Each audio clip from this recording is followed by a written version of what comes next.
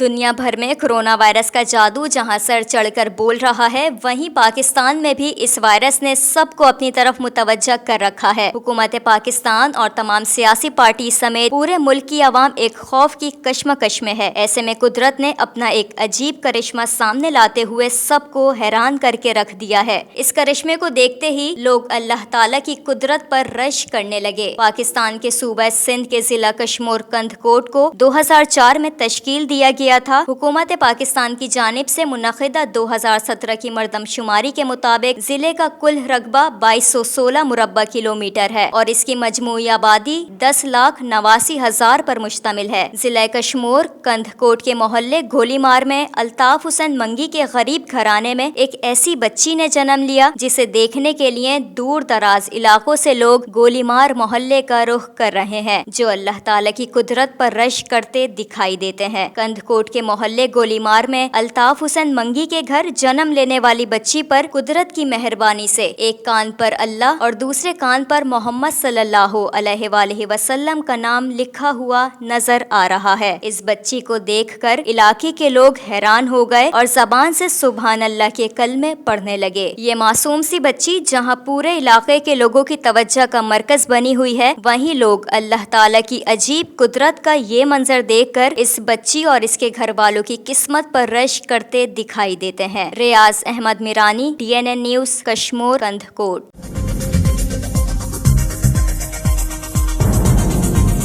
News سے اپ date رہنے کے لیے ہمارے چینل کو سبسکرائب کریں اور بیل آئیکن پر کلک کریں۔